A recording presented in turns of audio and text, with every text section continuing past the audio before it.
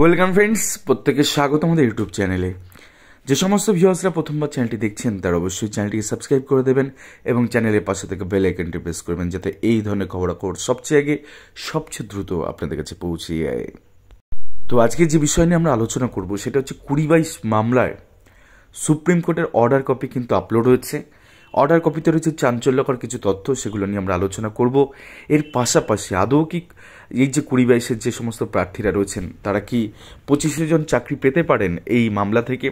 সে বিষয় নিয়ে আমরা আলোচনা করব। শুধু পিটিশনাররাই পাবেন নাকি ইন জেনারেল কোনো অর্ডার হবে সে বিষয় নিয়ে আলোচনা হবে। এছাড়া কী ধরনের মেধা তালিকা দিতে বলেছে সুপ্রিম কোর্ট আগামী 3রা মার্চ, সে বিষয় নিয়ে কিন্তু একটা পূর্ণাঙ্গ আলোচনা আজকের এই ভিডিওতে থাকছে। অনেকেই খুব উৎকণ্ঠা নিয়ে বসে আছেন, যেখানে নিয়োগ প্রক্রিয়া কিন্তু মূল প্যানেল কিন্তু এক্সস্টেড হয়ে গেছে, তারপরে 5% অতিরিক্ত প্যানেলে প্রায় 11,765 359 জনের মধ্যে মাত্র 56 জনকে প্রাথমিক শিক্ষা পর্ষদ কিন্তু কাউন্সিলিং প্রক্রিয়াতে অংশগ্রহণ করে তারা সম্ভবত নিয়োগ পেয়েছেন। তো কার্যত সুপ্রিম কোর্টের অর্ডারে আপনাদের নিয়ে যাবো যে অর্ডার কপিতে কী কী উল্লেখ আছে।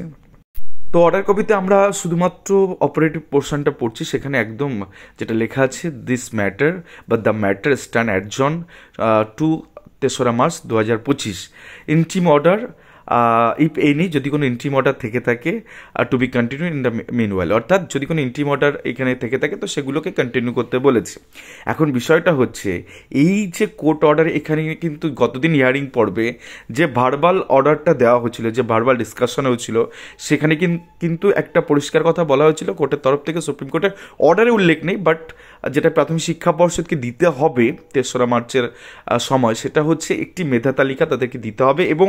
সেটা 9,533-এর উপর ওভারল্যাপ হবে। অর্থাৎ এই সমস্ত যে প্রার্থীরা, যেহেতু জাস্টিস হিমাকলি ম্যাডামের বেঞ্চের একটা অবজারভেশন ছিল এবং তার ভিত্তিতেই তাদেরকে ইন্টারভিউ করানো হয়েছিল, আর এক্ষেত্রে আপনাদের মনে রাখতে হবে এটা কিন্তু হাইকোর্টে কোনো ম্যাটার নয়, অর্থাৎ সিঙ্গেল বেঞ্চের উপরে যদি ডিভিশন বেঞ্চের হিয়ারিং এমনটা ব্যাপার নয়, একই বেঞ্চ অর্থাৎ ডিভিশন বেঞ্চ, সুপ্রিম কোর্টের ডিভিশন বেঞ্চ আর একটা ডিভিশন বেঞ্চের অর্ডারকে কখনো অমান্য করতে পারে না। সেই জায়গা থেকে এই যে হিমাকলি ম্যাডামের অর্ডারটা ভীষণ গুরুত্বপূর্ণ, কারণ তার অর্ডারটাই পরবর্তী ক্ষেত্রে এই যে বিচারপতিদ্বয় যারা এই মামলাটা শুনলেন তারা কিন্তু সেটাকে কনভে করলেন, অর্থাৎ মেনে সামনের দিকে এগোলেন এবং সেখানে দাঁড়িয়ে যাদেরকে ইন্টারভিউ নেওয়া হচ্ছে সুপ্রিম ডিরেকশনে, সুপ্রিম অবজারভেশনে, সুপ্রিম কোর্টের অর্ডারে, সেই যে ইন্টারভিউ তালিকা যেটা অলরেডি প্রাথমিক শিক্ষা পর্ষদ কোর্টে সাবমিট করেছে এবং তার পাশাপাশি সেই তালিকা কিন্তু নতুনভাবে আবার একটা মেধা তালিকার সাথে, অর্থাৎ 9,533-এর মেধা তালিকার সাথে সামঞ্জস্যপূর্ণ রেখে সেখানে কারা কত কীভাবে কত নাম্বারে কেউ ফিট হচ্ছে সেটাকে রেখেই কিন্তু গোটা তালিকা প্রাথমিক শিক্ষা পর্ষদ কিন্তু সুপ্রিম কোর্টে জমা করবে। ডিরেকশনটা তেমনই, অর্থাৎ এক্ষেত্রে ধরুন ফাইনাল আউটকাম হটেভার যেটাই আসুক না কেন, আপাতত যেটা সুপ্রিম কোর্টের অর্ডার সেটাতে গিয়ে দাঁড়ালো এটা যে একটা নতুন মেধা তালিকা আসছে এবং সেখানে আপনারা সুমন্ত কোলের মামলার ক্ষেত্রে দেখেছিলেন প্রাথমিক শিক্ষা পর্ষদ কী করেছিল, যে কে কোন র্যাঙ্কে অ্যাডজাস্ট হচ্ছে সেই একই ধরনের তালিকা কিন্তু এক্ষেত্রেও কিন্তু দিতে হচ্ছে প্রাথমিক শিক্ষা পর্ষদকে সুপ্রিম কোর্টে। এটা গেল সুপ্রিম কোর্টের অবজারভেশন যে 3 তারিখে কী কী সার্টেন ভার্বাল ইনস্ট্রাকশন রয়েছে, ভার্বাল অর্ডার রয়েছে, সেটা কমপ্লাই করতে বাধ্য এখানে প্রাথমিক শিক্ষা পর্ষদ, কারণ ওই ভার্বাল ইনস্ট্রাকশন অনেক কিন্তু অর্ডার কপিতে উল্লেখ নেই। এটা দেখে বিভ্রান্ত আর কিছু নেই, ওদিনকে ওরা জমা করবে। এখন আমরা যে বিষয়টা আরেকটু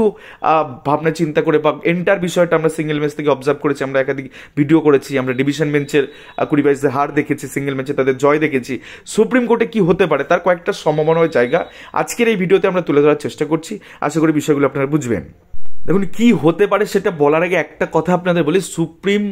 সুপ্রিম কোর্টের অর্ডার না, যেটা যা বলা হয় সেটা আইনের মতনভাবে তৈরি হয়। তো কি এক্সিস্টিং রুলস আছে, কি হটেভার আছে, সেগুলো তো আর্গুমেন্ট হবে, কিন্তু সুপ্রিম অর্ডার যদি একবার 2022-এর ফেভারে আসে তাহলে কিন্তু 2022-এর মানে সেক্ষেত্রে চাকরি পাওয়ার সম্ভাবনা একটা বেড়ে যাবে, কারণ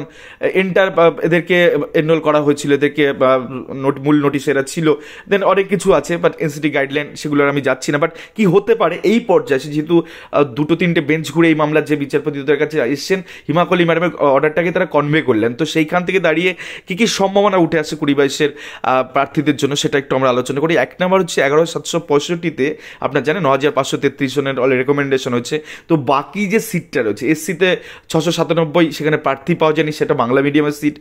এসটিতে বেশ কিছু সিট ফাঁকা আছে, সেটা বাংলা মিডিয়ামের সিট, কিন্তু আদারওয়াইজ ওবিসি বি এবং জেনারেলি কিন্তু কোনো বাংলা মিডিয়ামের সিট ফাঁকা নেই। তো এক্ষেত্রে যেটা হতে পারে অন্য মিডিয়ামগুলো কনভার্ট করে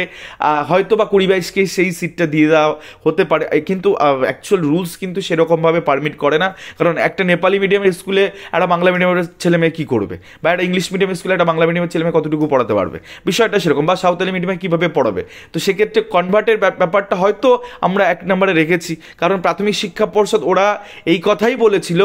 যেটা স্টে ছিল সেই স্টে তোলার সময় এই কথাটাই কিন্তু তারা বলেছিল যে আমাদের হাতে সিট রয়েছে 9,533 জনের তালিকা দেওয়ার পর আমাদের প্রচুর সিট আছে, তো সেই সিটটাতে 20-22কে আমরা রাখবো, এই কথা বলেই কিন্তু প্যানেলটা বেরিয়েছিল।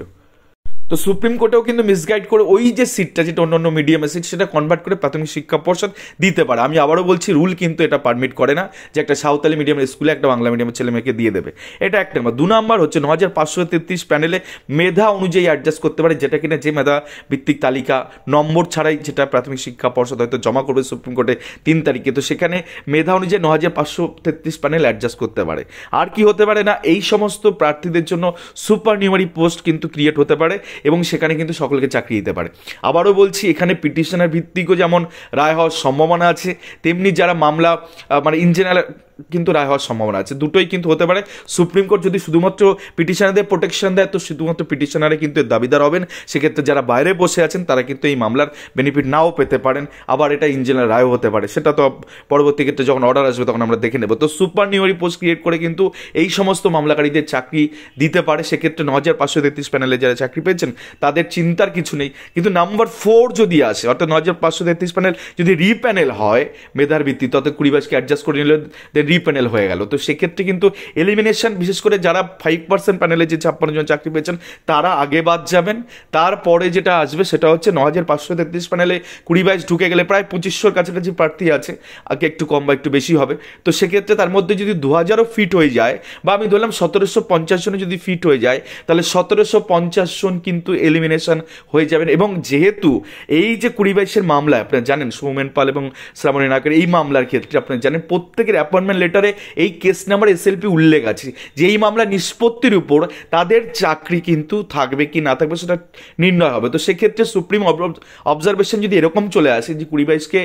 9,533 প্যানেল অ্যাডজাস্ট এটা রিপ্যানেল করতে হবে, তাহলে সেক্ষেত্রে কিন্তু যেহেতু অ্যাপয়েন্টমেন্ট লেটারে আছে, তো 2 বছর প্রভিশন পিরিয়ড এখনো হয়নি, মাত্র 1 বছর হয়েছে, সেক্ষেত্রে চাকরি থেকে অনেকেই কিন্তু বাদ যেতে পারেন কম মেধা সম্পন্ন হওয়ার